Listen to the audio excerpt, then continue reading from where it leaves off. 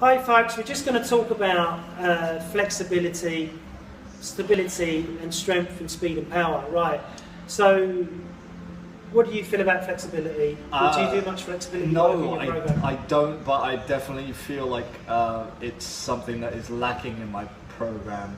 I don't know, it's one of those things, it never got breached or talked about when I first started lifting, because it was just about lifting heavy weight and eating whatever it was, and I don't know, I feel like I'm kind of almost doing a disservice to my muscles now by not, because I feel like they're not as flexible as they should be. Yes. Which is why, yeah, I'd like to hear more of your views on it. Let me just have a bit of my vodka.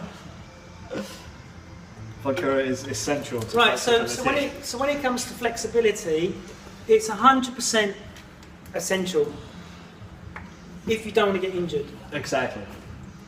There is an argument out there in the industry by Muppets, as far as I'm concerned, that say flexibility is not important, you shouldn't stretch before you work out. Now, if you look at any Olympic athlete, what do?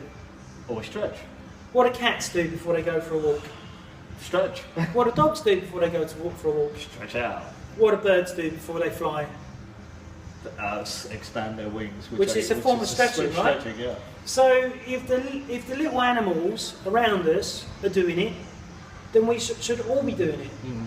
But where people go wrong is that if you're a yogi, you're into yoga, you go and do yoga and you're hypermobile in joints, you will go and do yoga because it's easy for you. But somebody like me, I like yoga, but it's hard for me because my body goes tight very, very quickly. Mm-hmm. Okay. So in the c.h.e.k system, we look at flexibility from a point of view. There's a system called the Rock system, where we look at if you're tight. So what that means is if you're tight and you stretch your arm out, and I don't have a bend in my arm where the arm drops down, okay? And if you can get your thumb back to here, I can't do that neither. Can you see that? I can't get that thumb back to here. You can. So that means you get 1 point, okay?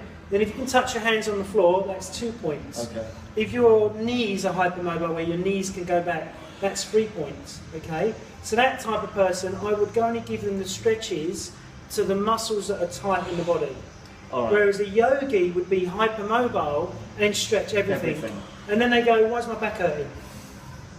Because you're messing with the muscle skeletal system and the kinesiology of the body. Mm-hmm. So it's massively, massively, massively, massively important to find out what you are, whether you're hypermobile or not hypermobile.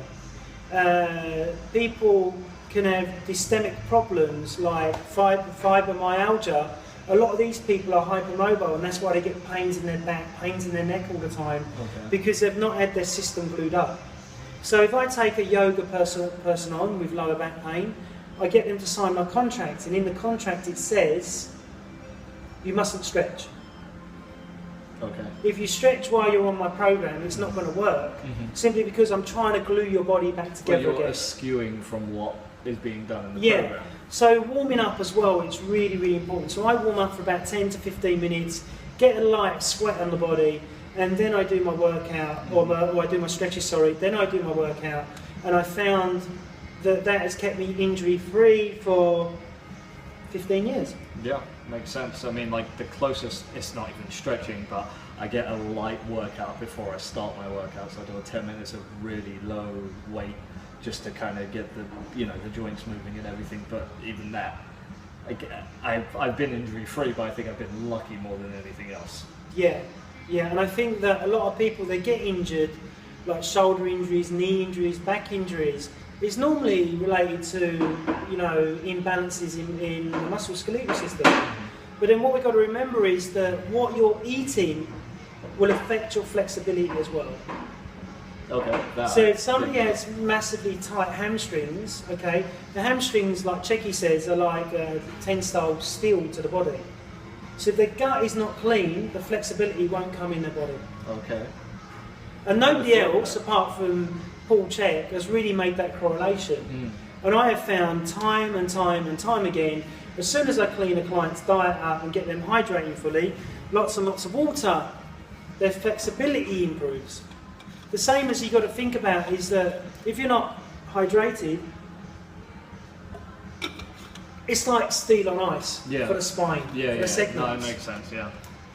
So if you've got knee pain and the joints are rubbing together because you're dehydrated, it's going to cause more pain. So Dr. Battangelo, Your Body's Many Cries for Water, is a great book to read, and he talks about that when the body's dehydrated, it's like the two spinal segments, imagine that's the spinal segments, and it's shearing off bone because you're so dehydrated. Right. Then the other thing, folks, is that if you're not hydrating fully, you're drinking your shit. Nice, good to know. Because the body has to rob water from all over the body in which to get the body hydrated. Mm-hmm. And it'll affect your brain, it'll affect the way that you think. So, if, a lot of people get constant like migraines and stuff, and that's because they're chronically dehydrated. Just a lack of water. Just a lack of water. The body's telling you, look, hey, wake up, I'm giving you a headache, drink some water. More stress. That's all. More stress. So when it comes to flexibility, it's hard, really hard to work out what you need to stretch, unless you come and see a professional like me, because we assess every single muscle in the body to find out what's tight, what's weak, and what's overly strong. Mm-hmm. Yeah?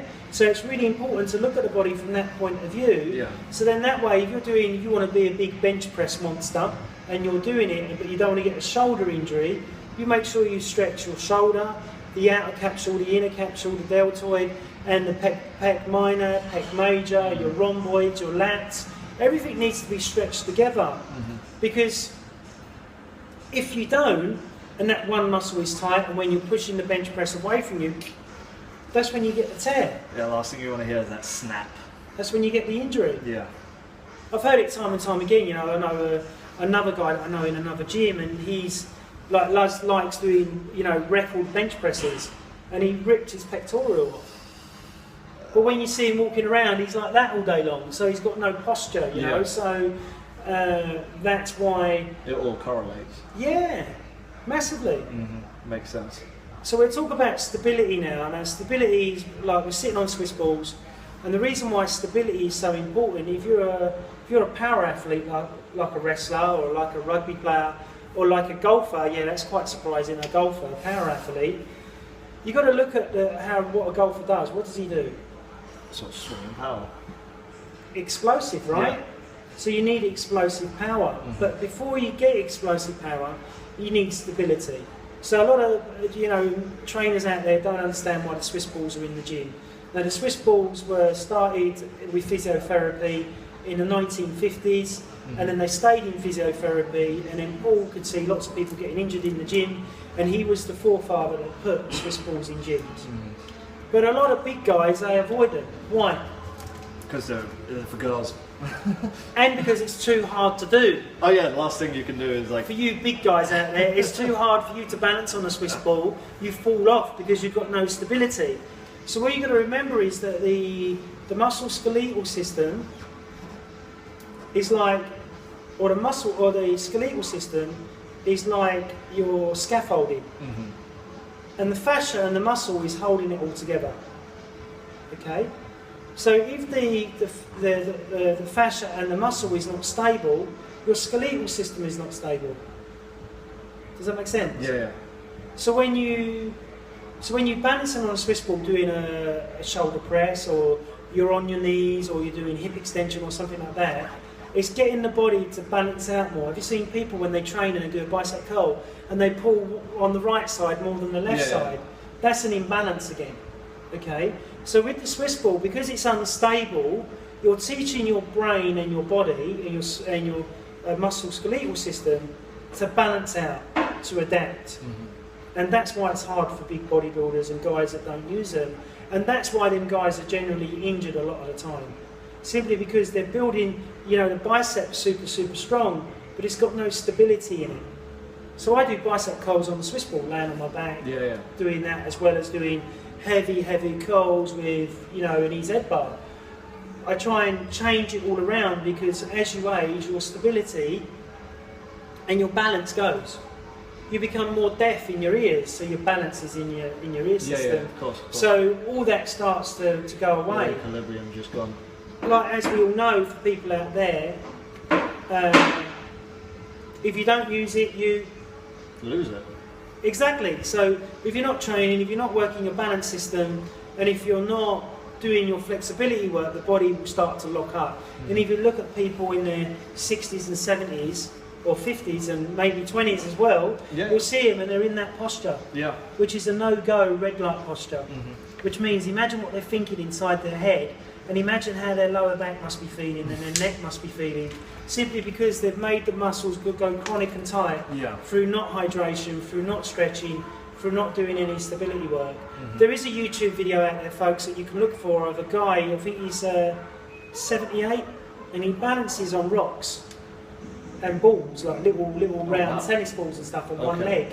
And he said, because he's a scientist, and he said that his education level has gone up by 80 to 90% through doing that sort of workout himself. And he's mega lean and cut. See?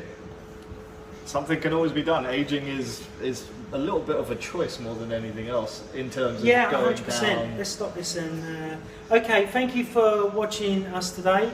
The next video is going to be on aging and how to combat it in your training system. Thanks very much.